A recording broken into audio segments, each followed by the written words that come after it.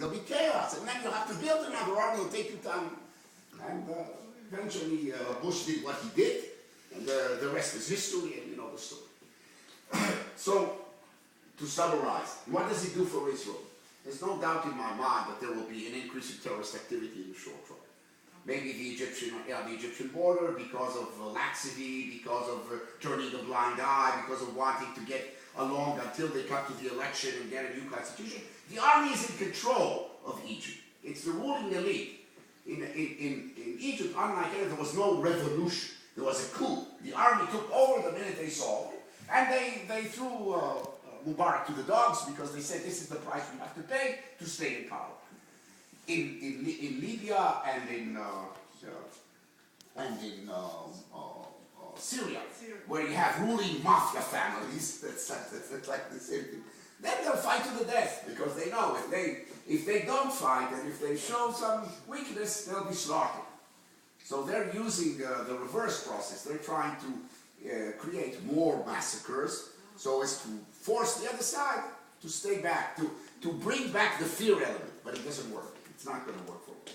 So Israel faces weak regimes or chaos on its borders. Hopefully it won't happen in Jordan. With increased terrorist activity, cross-border terrorist activity, other types, and definitely now with the killing of bin Laden, there'll be much greater efforts of them to do it. I don't think they'll succeed very much Al-Qaeda in the West, where there's strong security forces, with strong defense homeland security, like in the United States. But they will try in countries which don't have a civil war or strife, in Yemen, in the Horn of Africa, in other places. Definitely if there's U.S. installations or embassies there, they'll go after them in those places. But for Israel, the major threat is not just terrorism. We know how to deal with terrorism. I told you that Obama adopted the Israeli way. We know. The problem is I would say, the demographic change that it's going to take.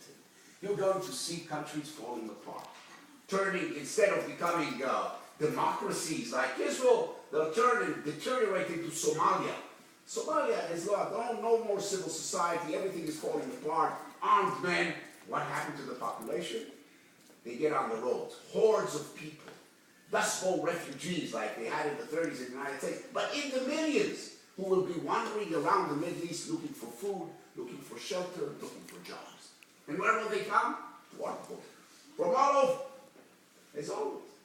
And that's something we have to think about. How do we deal with it? It's not just enough to build fences. It's how do we deal with that kind of threat. The vortex of tsunami waves around us. And we have to find out if we know how to surf, to stay on top of it, not to fall under. That's the major challenge. I do believe that Israel has the opportunity because we're a problem-solving nation. We're a problem-solving nation, basically, not just because of the threats that faced us for 2,000 years, and then the whole horrendous experience of the Holocaust, but basically because as a society that survived, it developed its own social mechanism to survive. And the most important agents of the ability to survive and the ability to plan into the future is the Jewish mother. Now that's an institution in Jewish society. The Jewish mother is an institution that develops a long-range planning strategy.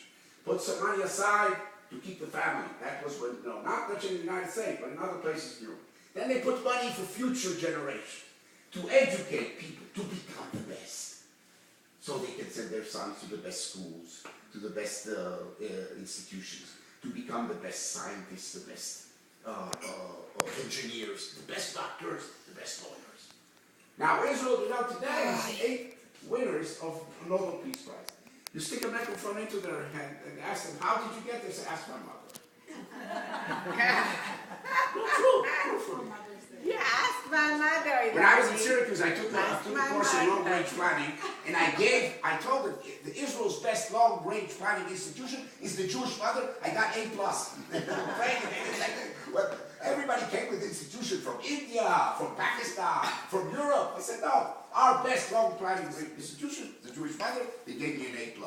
The professor was not Jewish. Bach, Professor Bach. Anyway, so what I'm trying to say is we have the opportunity to survive, and the key to the 21st century, because we're a problem-solving nation. Why? Because we use our faculties, we use our head. And we know that there's no other choice. And staying afloat is not just developing your best high-tech technology, not just developing biotechnology and being the leading force in pharmaceutical in the world and everything. I talked about all these people who want to boycott Israel. If they boycott Israel, half of the things that keep them alive, they have to throw to the sea. By the way, you'll have an iPhone 4 or iPhone 3. If you want to boycott Israel, you have to take out all the chips, the video chips, and then you can use it as a stone. You can throw it as a stone and kill it. Otherwise, it's worthless. So, I'm not worried about this. I'm more worried about our ability to remain united, to be able to meet the challenges that appear in the world today with the unification between Hamas and Fatah, and trying to delegitimize Israel in the United Nations. We need some help from our friends. We need some help from our Christian friends.